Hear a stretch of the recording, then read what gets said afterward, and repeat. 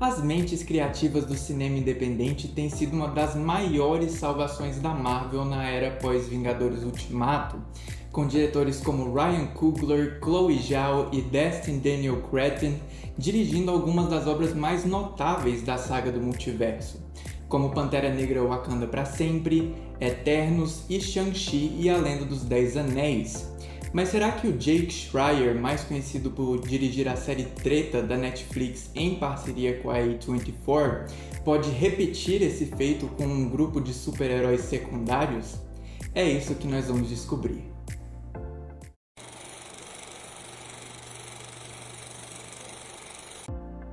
E aí, meus queridos cinéfilos, tudo bem com vocês? Aqui quem fala é o João Pedro, sejam bem-vindos de volta a mais um vídeo no canal do Cinema com João Pedro. E no vídeo de hoje eu venho aqui falar para vocês sobre um dos lançamentos mais recentes, o qual já está em exibição exclusiva nos cinemas, que é Thunderbolts, um filme do gênero ação lançado em 2025 e dirigido pelo Jake Schreier. Ele é o último filme na fase 5 do universo cinematográfico da Marvel e o 36º no geral. E a trama acompanha um grupo de anti-heróis desajustados que precisam superar as suas diferenças e enfrentar os seus demônios para impedir que uma nova ameaça mergulhe Nova York em uma eterna escuridão. Eu acho que eu nem preciso dizer que eu estava com altíssimas expectativas para assistir Thunderbolts por duas razões em particular. A primeira é que a história prometia ser bem mais pé no chão, focando mais nos personagens ao invés das possibilidades que o multiverso da Marvel tinha a oferecer.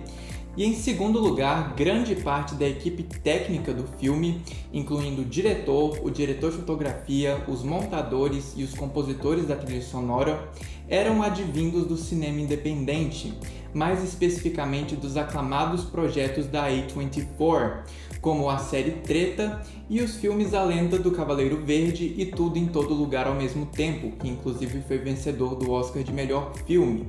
E o resultado é o melhor filme da Marvel desde Vingadores Ultimato, graças ao equilíbrio narrativo entre o tom mais sério e aprofundado dos projetos da A24 e a leveza bem-humorada da Marvel, e ao talentosíssimo elenco que consegue lidar com o peso narrativo da trama de maneira convincente e profundamente humana.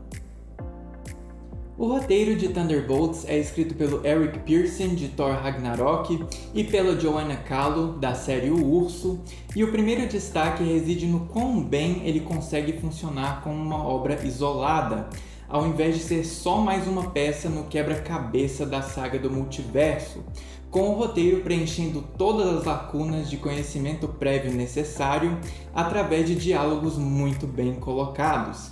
Em segundo lugar, a escolha criativa de focar nos personagens não só aprofunda o arco narrativo geral deles no MCU, como também os torna mais humanos aos olhos do espectador, explorando as suas imperfeições de maneira séria e ousada, ao invés de tratá-los como seres invencíveis.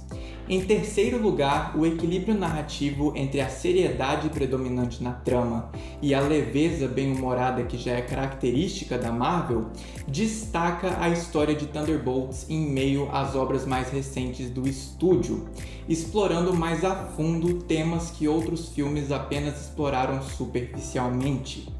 E por fim, o uso dos aspectos mais surreais da trama, como uma metáfora sobre o domínio que a ansiedade, a falta de propósito e a depressão podem ter sobre uma pessoa, é simplesmente genial, injetando Thunderbolts como uma humanidade palpável que há muito tempo não era vista nos filmes da Marvel.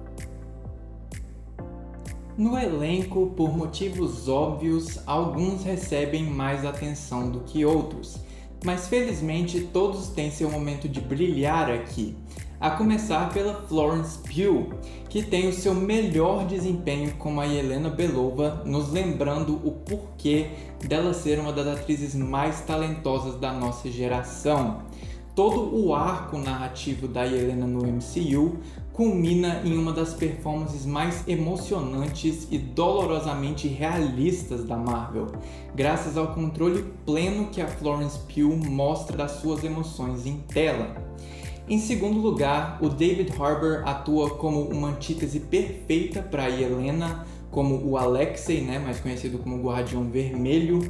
Ele é um alívio cômico que traz uma leveza muito necessária para a trama, com o objetivo de fazer com que ela não fique deprimente. E nisso o David Harbour consegue atuar com perfeição. Em terceiro lugar, é impressionante ver a maturidade do Wyatt Russell como o John Walker, também conhecido como agente americano, se comparado à aparição anterior dele em Falcão e Soldado Invernal. Aqui ele consegue equilibrar arrogância e sarcasmo na medida certa. E por último, o Lewis Pullman rouba a cena por ser constantemente temeroso, como se o personagem dele tivesse incerto sobre quem ele realmente quer ser, com o ator abordando as imperfeições do Bob de maneira profundamente humana. E em papéis mais coadjuvantes, nós temos desempenhos muito competentes do Sebastian Stan, da Hannah John Kamen, da Julia Louis-Dreyfus e da Geraldine Viswanathan, que conseguem adicionar uma tridimensionalidade aprofundada e necessária aos seus personagens. Tecnicamente, Thunderbolts se destaca por ser surpreendentemente prático e realista na maioria da projeção, um caráter que o aproxima muito mais de um filme de ação do que propriamente de um filme de super-heróis. Em primeiro lugar, a direção de fotografia e a montagem trabalham em conjunto para fazer com que as sequências de ação sejam ao mesmo tempo dinâmicas e realistas. E isso vai lembrar muita gente das sequências de luta de Shang-Chi, por exemplo. Em segundo lugar, tem um equilíbrio muito delicado aqui entre efeitos visuais práticos e CGI no ato final do filme, só que essas sequências acabam sendo bem palpáveis por meio desse equilíbrio, e isso me lembrou particularmente das cenas mais surreais de Tudo em Todo Lugar ao Mesmo Tempo. A mesma coisa acontece aqui em Thunderbolts.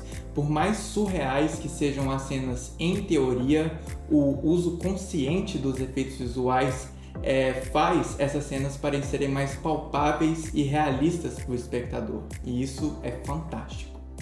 E por fim, a trilha sonora original da Son Lux é um sopro de ar fresco em meio à mesmice musical que a Marvel costuma entregar, com as faixas instrumentais do grupo se aproximando muito do trabalho etéreo e experimental do Trent Reznor e do Atticus Ross em obras como Soul e a minissérie de Watchmen da HBO.